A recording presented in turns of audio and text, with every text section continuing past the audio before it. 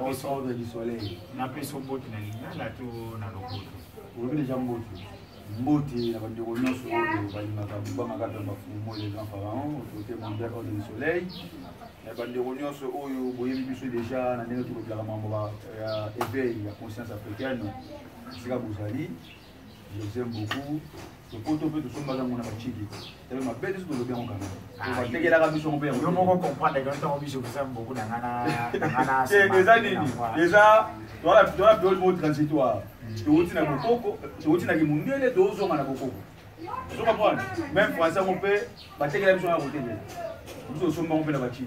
Maintenant, nous sommes en fait le recel, on peut quand même dans un moyen de communication. Nous utilisons le roi Tchombo. Le roi téléphone, le roi TV, les français.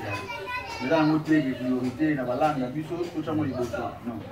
Moi, je vois mon période transitoire. La lingala, on va expliquer mon dégaine. Période transitoire. Phrase au bini, c'est la lingala, on va expliquer mon dégaine. Donc, une période transitoire, la lingala, elle est là-bas, elle est l'écho, il y a l'écho. Eleko la transition. Tu sika oh le kapoto que sika kuno. Tu as dit eleke. Dans le proto transitoire. Au monde la chaîne globale de télévision Moscou, les amis la chaîne dans la grande existe déjà. Mais la idéologie en tant qu'Africain, ils sont valorisés tant que pour valoriser la culture africaine par rapport à la valeur en Abisso. Et ceux qui battent ce qu'on va dans la TV Moscou. Pourquoi se présenter aux années, pourquoi tu as choisi combat Oyo et finalité dans les années, pourquoi expliquer la internaute surtout en Hollande Abisso.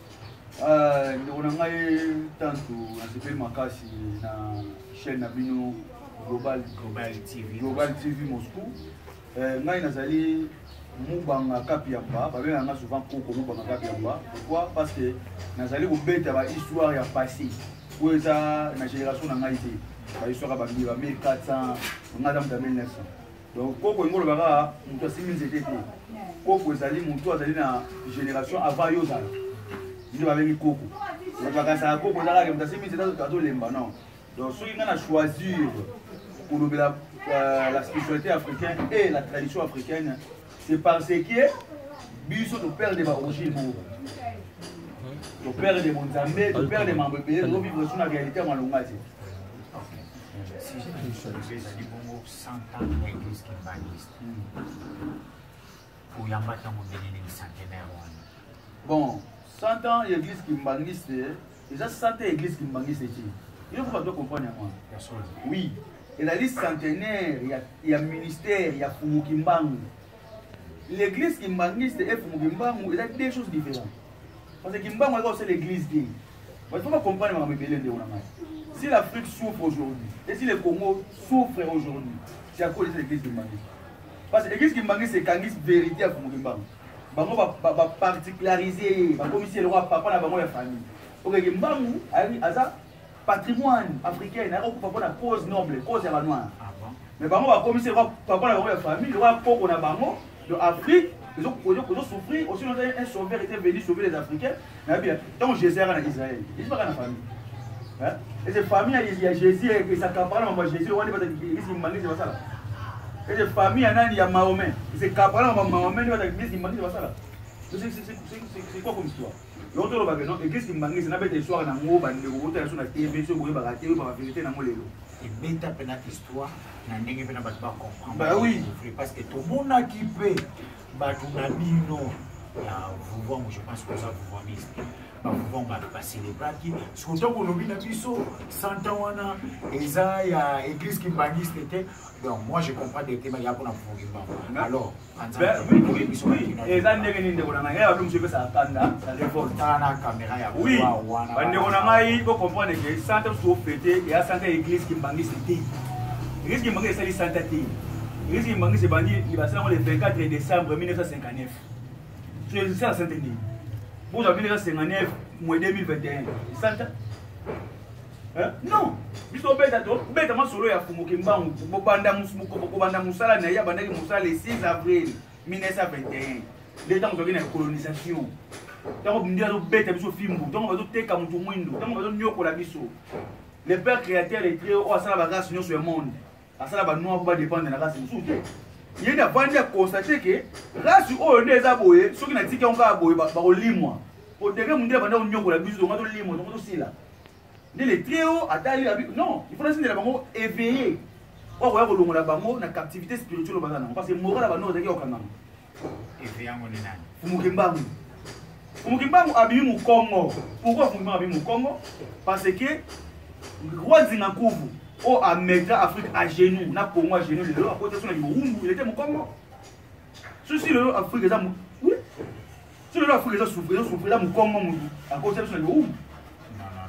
C'est là, c'est la réalité des choses. Tout clarifier, voyons le Congo. Ce sont des Congo, mais Zingakuvu était qui? Zingakuvu était mon Congo. Il y a un peu de côté, il y a un peu de banane. Na mboshi ya flip Congo za na banana wa. Na mwanda na ba Congo. Bata liboso ba yamba mundele za ba Congo. Siko ba Congo masala nini? Siko ta nini? Ba Congo siko fo ba Congo. Non, parce que Fumukimbangu tu ba a azani. Fumukimbangu za bozo de. C'est là, attends mon frère. Fumukimbangu ne Congo te. Fumukimbangu za esprit supervisé ya race noire. Oui. Parce que comme c'est un Congo, parce que nous sommes dans le église mususu, bah ça fait nga, on a la muluba, on a la droit à cause de Kimbangu. On a pas plus Congo. Donc Kimbangu, bah comme c'est Congo, va limiter, on est. Surtout quand les boulana, na binoka comme église ou chrétien, Jésus-Christ, azan race comme côté de l'Europe, l'Europe binoka beaucoup peu. Fumukimbangu azana ethnique, c'est-à-dire à la province. À la province, à l'Afrique, on a dit que bon marché comme non. La histoire, il y a Jésus. Non, ce que vous devez comprendre, c'est ça. C'est quoi? Bah, mais là, qui c'est qu'à Sozobela? Sozobela, qui c'est l'importance? Qui c'est sur un sens, surtout dans la maladie? Mais qui c'est la maladie? Vous comprenez? Quand on peut se dire qu'il y a un bouteille, là, on n'a pas cité. On dit qu'il y a l'importance, c'est pour la vie. Même temps, même pas juif, Sozobela, sur l'eau, on n'a pas juif. Bah, on va coloniser, on va romain. Quand on va romain, on va coloniser, on va juif, il va y avoir un livre. Il y a l'importance, c'est pour la banque. Mais quand on va romain, on va continuer à juif, on va continuer à romain, on va romain. On va continuer à la banque. Mais il y a une importance au point de sauver maman. Vous avez ne même plus de côté l'esclavagisme va belge va monter pour la mission. Ne faut vraiment important pour sauver mission. Au y a faut en 1921. Au coup en 51. Si en 59 nini soulèvement populaire ça la mort va déclarer des pas bien la mondiale. Si les 4 janvier 1960 conférence de Bruxelles c'est là-bas tout est na table ronde. Si va faire cette indépendance des 4 janvier 1960 procédure ou la nyos c'est qui? C'est Fumukimbangu. Je vous demande à vous de la Congo, c'est comme de l'Afrique. L'église est manquée, c'est l'église qui va monter. Et créamment, il a créé un Mundele. L'église est créée par Mundele. Ça n'avait pas de l'histoire, mon frère. On est. Babylone, vous souffrez de l'Obama. Mais oui, Babylone, vous souffrez de l'Obama avec vérité. Parce que c'est nous qui souffrons. Nous souffrons. Parce que notre histoire est cachée. Donc, trop c'est caractère. L'église qui manquait, c'est créé un Mundele. Yoka, Fumukimbangu a bâti 3 bandes. Premier mois, on a bâti en 1914. On a un papa qui est soloqué. Deuxième mois, on a bâti en 1916. On a un papa qui est Alumane. C'est là. Troisième mois, on a bâti en 1918. On a un papa qui est Ngenda. Il y a beaucoup qui Kimbangu Bakangi en 1921. À ça, il y a 30 ans en prison. Le moyen n'a pas comment on va gagner en Katanga. Si vous calculez, moi, on a bâti en 1914. En 1921 dans l'âge. Moi, on a bossé en 1916, en 1922 dans l'âge. Moi, on a bossé en 1918, en 1922 dans l'âge. Il y a 7 ans, 5 ans, 3 ans. Papa, la banque, on a bossé sur l'âge, accueilli, prison, 30 ans à Katanga. À l'époque, on a même la colonie scolaire. On dit que on est dans le salon. Parce que on a lavage à cerveau. Voilà, tu vas cravate, tu vas français. On va comme Charles, on va comme Bagnan. Ils m'ont dit que moi. Histoire, on va payer à Wana, c'est vraiment. Pour qu'il mange ça, 30 ans en prison. Et bon, Simon, on a un professeur. Simon, j'ai là, ok, c'est tout ce qui est malin. Et là, ben là, on va comprendre que oh, Kimbangu n'est pas bon, Kimbangu a bien mon bébé. Kimbangu va le retourner dans la maille. Kimbangu a bien sur place. Oh, c'est quoi ça? Oui, on va blondir. Oui, on va blondir. Et on demande ça va tout non? Kimbangu, on a la maman, on a la maman, on a la maman. Oh, divinité, côté Katinaï. Vous voyez la chose à blondir, on va blondir émotion. papa ya Kimbangu comme papa Kuyela. Maman est comme maman Louisi. Papa Kuyela na maman Louisi va kufa Kimbangu est orphelin. Muta pour la qui pour Kimbangu na maman Kinzembo. Tata moi si papa Kuyela. Je pas vraiment le beau histoire quand on va Kimbangu va le retard maman mo boye. Kimbangu bimaka na nzete, Kimbangu bote mate, oh non. On va sur la loyengete. Il était orphelin de père et de mère, vraiment c'est nous avons la live. Comment est Simon a joué un protestant? Quand on a un protestant, c'est un homme ordinaire. Voilà Simon. Mais tu vois comme un homme ça ordinaire, ennemi à Mundele, au Bakangi, Mundele il va bombarder le Moussika. Il est de plus Simon. Mais c'est là où on a la commande. Aujourd'hui, l'église humaniste, les Arabes fondés comme Foucault. Mais quand même, on reconnaît que non, chrétien comme Nanayo. Abotamati na Kiboumu. Abotami na 1889. Christianisme est na 1491. So à quoi vous devez sauver? Vous devez sauver pour la maman. À ça qui vous devez sauver. Ils sauver encore le domaine on a le et dans les lots où il y a ça là qui par acte on a posé. Des missions missions devez sauver. Vous devez sauver la maman. Comment vous voulez que je sauver? À sauver tu n'as ni. À sauver pour à côté de tu n'as qui bon. À sauver pour allons sur la captivité spirituelle. Ne on a au moins au bolo physique. Ils ont mis le bolo spirituel. Le bolo spirituel c'est fou. Comment il est comment? Vous voulez vivre avec les autres? Pas normal. Mutu mundu akufa na microbe te na loba ko eza mutu mundu yo moko tila bato bano monu le wala bano mais est-ce que mutu mundu akufa na microbe te je pense que toi na biso na sidi na biso nini mutu mundu a créé pour sauver ye moi biso to sauver biso moko nyonso nini pena mutu mundu oyo ya en cas peut-être de maladie et sauver la biso ne wala ngaya minute mutu mundu a créé le côté mutu mundu a créé aka mais le créatif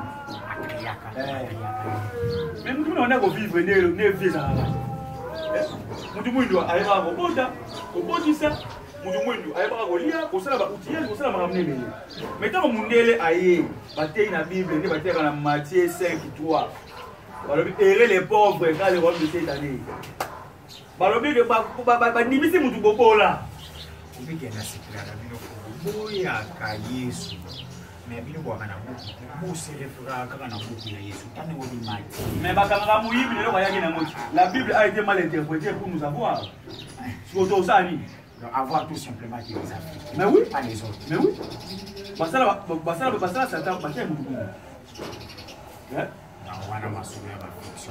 mais déjà bon l'image c'est une influence dans notre ami ça mutu ndeko na ngai to vivaka na mito to vivaka na vie na lui to vivaka na kotala na koyoka donc basali ba image parce qu'on peut influencer cerveau na vous comprenez pourquoi bana biso basi ba okola na esprit ka ba kwa mundele au début bon mona bala sere mona ko amona déjà mona ko bazo kola zolinga mona ko bazo linga kitoko mona ko suki wane bele quand bazo kola azo ba zolinga na lowa mona ko bazo kola ki muindo bazo la kisema teke kola na yeye ça c'est ça l'impact influençable de la musique ko yo lelo tunacho mwana musika lelo global TV na manager na mai trésor caché aye tout ça na film concernant l'histoire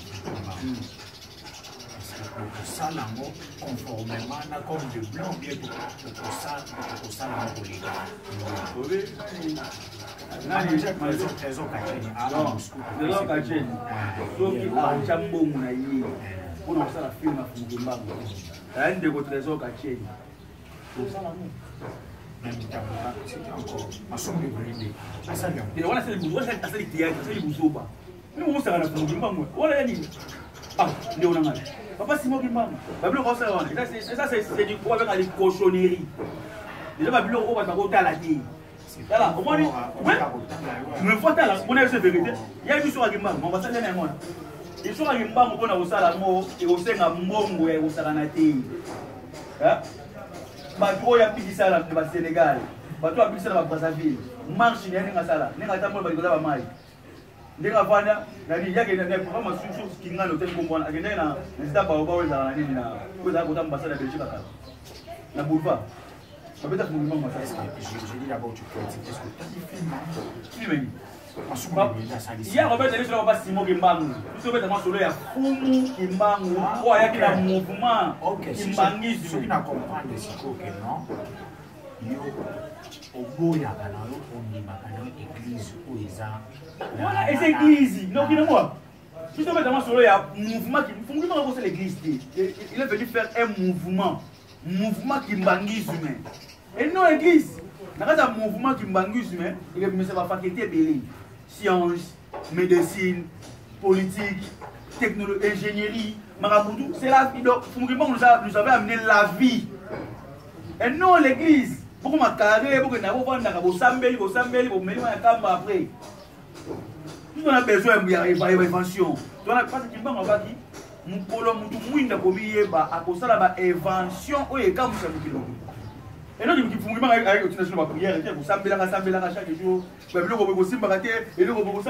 on n'a pas besoin de ça. On a besoin d'être libre et de créer quelque chose. La plus grande église, il y a la loi, il va passer. Il m'a dit que donc les lots qui n'ont pas de national,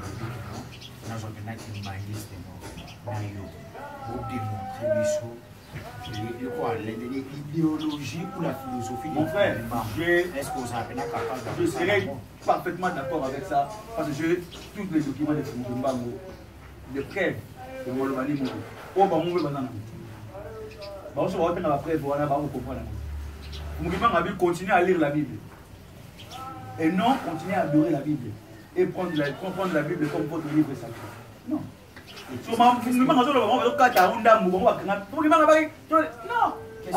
Continuez à lire la Bible sur lesquels vous arriverez à discerner les actes de ceux qui sont venus vous apporter ces livres et ces principes moraux contenant dans ces livres. Il faut qu'un voleur soit volé avec l'objet qu'il a volé. Nous aurons notre propre livre sacré sur lesquels seront écrites les choses cachées de la race noire. Nous aurons notre propre livre sacré. A-t-il nous Bible un livre sacré? Mais ce que l'église qui manque, c'est un livre sacré. On peut faire Tata, on peut faire Moana, on peut faire Limousin. C'est ça l'esprit du Père, du Fils et du Saint-Esprit, on va traduire au Congo. Parce que le roi là, on va au Congo. On va verser ça. Parce que Bible, parce que fanfare, armée du salut. Nous bâtirons un pays qui national. Fiti. Nous aurons jusqu'à. Mais Foukimbangu avait laissé ses prophéties de la prophétie 21. Coco, les pharaons, autorité mondiale. Ordre du soleil.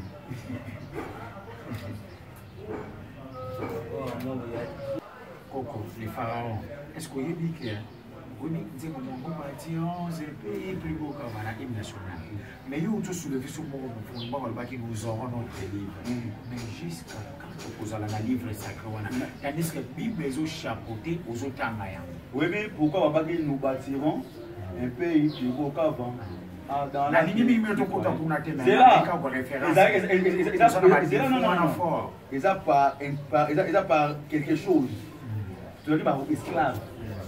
Tu as dit droit de retourner. Tu peux être autonome. Bible, esclave. Nous aurons.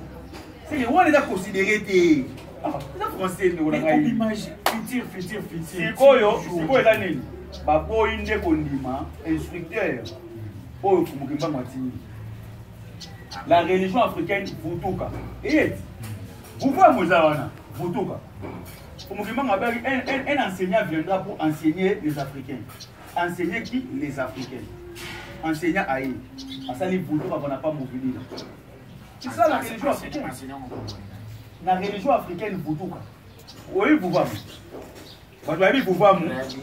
Bon, donc, le fondateur de la religion, vous voyez. Le père, il a une idéologie. On me pousse que nous allons prendre dans moi, je ne vais pas affirmer. Mais parce que le message n'est pas là. On va comprendre que c'est lui. Souvenez-vous de la gouvernance autour des cas. Non. Le bagage de pour la cabine, pour la prophétie, pour la pour moi, t'as pas pour qu'est-ce qu'on y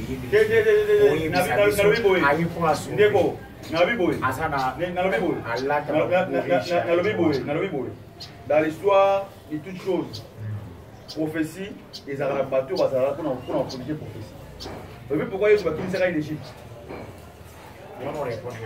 Bon, tout le monde non. Professeur Zali, Lelo 2021. Centenaire, il y a Fumukimba. C'est-à-dire qu'ils ont prédit. Professeur, il faut que la bactérie prédication.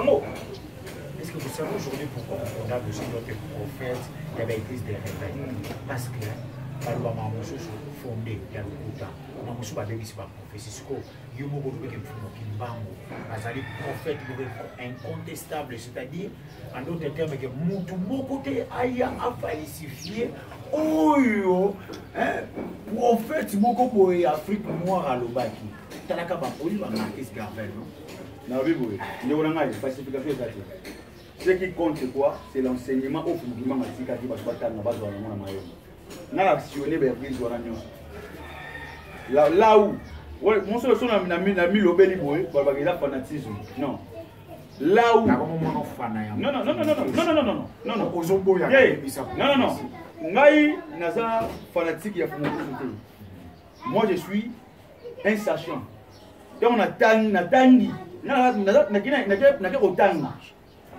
J'ai étudié là-bas.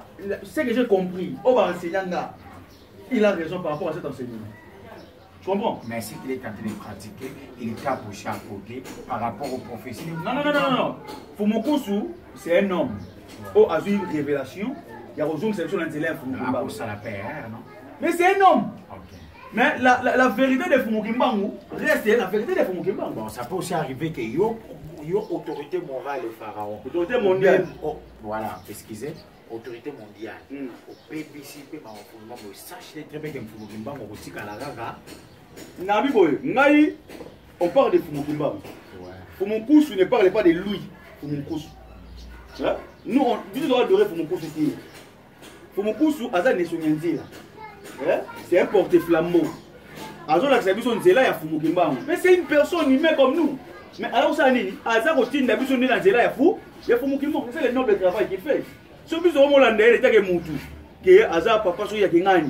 non, parce que même Moïse, mais oui, mais il faut prendre un exemple, il faut comprendre que l'église de réveil, il faut pas ça. Nous avons message, il y a malonga, moi je ne parle pas de la personne Koussou, Papa Koussou, non. Moi je vois la tête de Papa Koussou. Dans les locaux, il faut que ça aborde. C'est ça qu'on va aborder. On parle de la religion. Non. Fumukimba, Babili, la prophète Fumukimba, Dieu parle à travers des hommes qu'il choisit. Dieu parle à travers des hommes qu'il choisit. Dieu peut te choisir aussi. Le prophète Fumukimba en 1921. Moi je ne vais pas la prophétie. Non, si j'ai un habit sur le dos, on a global TV Moscou. Ah, il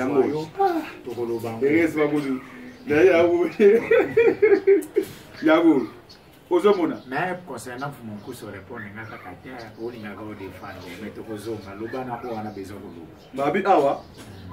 chaque être humain, oh, les prophéties du 10 septembre 1921 en Banzasanda au Congo central, lors de son enseignement des filles. Au préliminaire, chaque être humain a reçu un don spécifique pour témoigner de la grandeur de notre Créateur. Ok, merci beaucoup. Okay. Donc, nous avons la bénédiction, mais le sacrifice suprême, parce que c'est lui qui reste le suprême. À ça, 30 ans en prison. Il a été flagellé. Tu connais la flagellation? Le torture, il y a film. 1 880 000 fouets. Statistique, bon, ça la statistique à mon avis. Statistique, mais c'est ça la vraie misère. La misère malonga. Comme l'âge à l'air. L'église qui m'a dit, c'est nayebi ke bakosa biso parce que tant pour na za kiangana na yelobi ke yangai là je comprends aussi la signification à Congo. Mais ce que le problème est ça, bon, 100 ans on est à célébration, na monaki, église vous monter. L'église vous voit monter, religion africaine les alaki. Bon, comprenez-moi, religion africaine et célébration. Parce que confusion et contacté na ba cerveau ba. Yango trésor kachana lobi ke non, no temps to indépendant, lokana no. Jeune wana yo au makoko menzo kozaje. Tout n'a pas après cette différence entre 100 ans et Mfungimba, on est exposé à nous. Mais ce que célébration, vous avez célébré 100 ans, ou bien vous célébrez et l'on a bandé qu'on a bien à Kimbanise. Qu'est-ce qui manque, c'est va célébrer le rôle pour qu'on a la famille. Pour qu'on a bango et famille. Pour piso, tu vas célébrer le rôle de sauveur et Afrique. Pour abandonner pour ça le 6 avril 1921, il y a la moussa n'engwa qui a tombé. Pourquoi la moussa n'est pas moi? Nous on ne peut pas dire. Pourquoi la mousse abandonne la mousse à moi? À la mousse moi c'est parce que le Congo c'est une nation. C'est la nationalité congolaise. C'est la femme qui donne naissance. C'est la femme qui donne la vie. Vous comprenez? Le roi Congo da Moisi, la mousse na au Congo na noa. Faut pas non va comprendre. Ba miracle no fungima no parce que fungima a été pour ça la miracle kaka ba massive.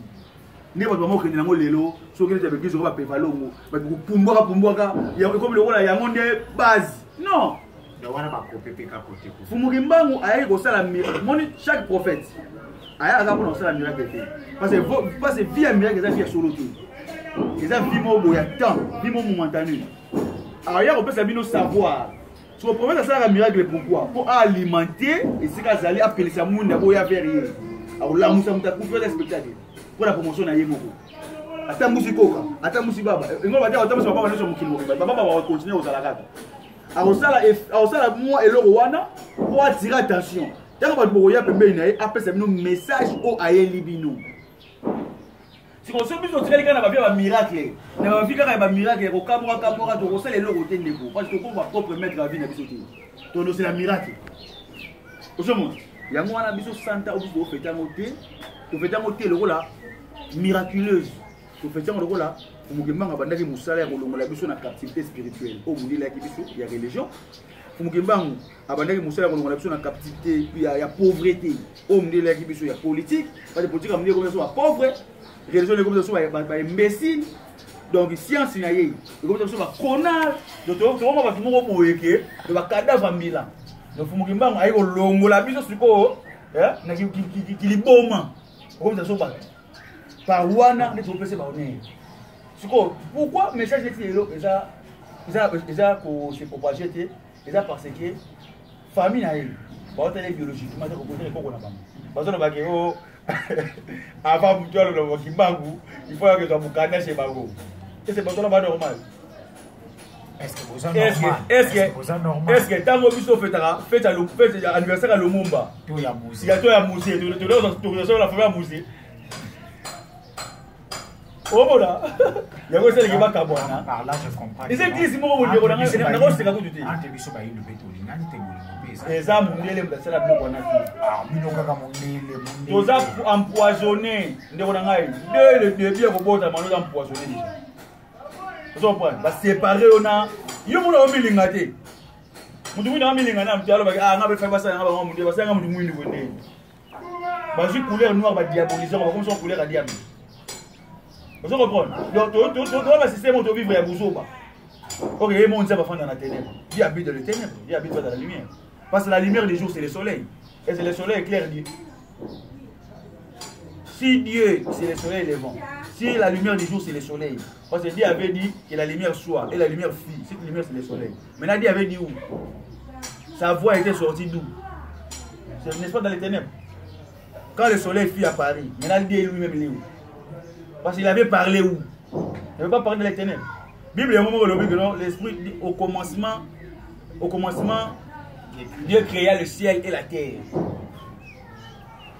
Il y avait les ténèbres à la terre était informe et vide. La terre était informe et vide.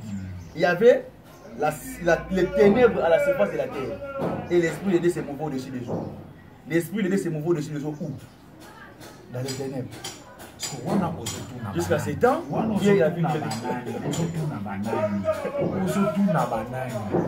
Ouais, la bandeko, oh, la biso. Batika na couleur africaine, peau noire. C'est la peau de Dieu. C'est là où Dieu avait débuté. Et c'est quand ça ma banda qui m'a raconté ça la vie. Mais c'est biso ne pas. On a été raciste. Nazar raciste était Nazar homme de ma race. Et non raciste. Raciste Nazar mutu alinga race mususu. Moi je suis l'homme de ma race. C'est fini. J'aime ma race. Ne lion alinga lion. Ne be mundela alinga mundele. Nenga bela alinga. Yango posoti. Mais toi la diva noir balinga pe pona. Mais balinga pona ba on ninga normal. Si to kuta na mundele to solo la benga comme le mundele. Yo madame mundele sali produit comme si chez mec.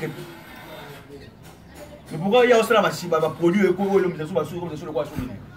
Pas mino pe bozo so ba ko boji. Car c'est pour influencer qui bisoté. Il a beaucoup de nature aussi na vite Weston.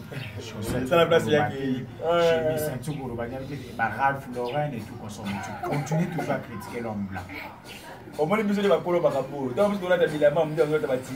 Tu as mis la main. Tu as mis l'histoire d'Abraham, tu as mis Moïse, tu as mis Sarah. À l'époque, là, nous, on portait déjà des. On était ornés. On était des diamants, des colliers, des nord, tout ça, l'Égypte ainsi. Moi, c'est une expression quartier, voilà. Ça, c'est pour le français, non? Ou à la carte, on a pour le français. Et ça, l'inette, papa. Tu as placé ici. Comment dire, on a bien bibliothèque africaine. Permettez à la bibliothèque africaine. Parce que dans l'âge, il y a des choses, les jeunes comme nous, à cause de ça, au biso te lubaka ba rema, rema ko zaona ninga côté rema ya France. Ba rema ici. En tout cas, écoutez ma page nyonso ki. Toko épuisé, yo toko zoyo, nazali biso ko si la te. Mais to komo kempe ko cheke. To yebi ke yo za wana pona biso. Biso pe to za wana pona yo. Yo ko to yebi.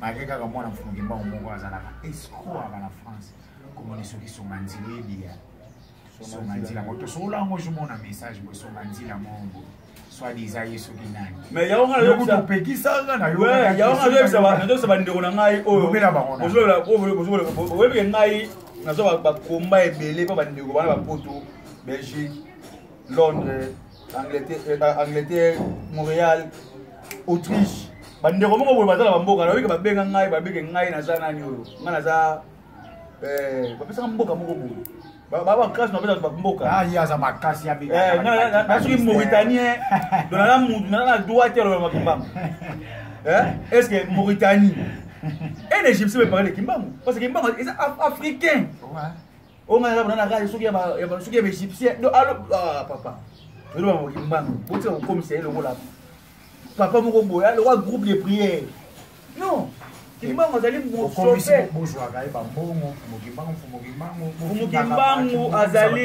Kimbangu azali mobikisi ya bayindo ya mokili mobimba sans exception.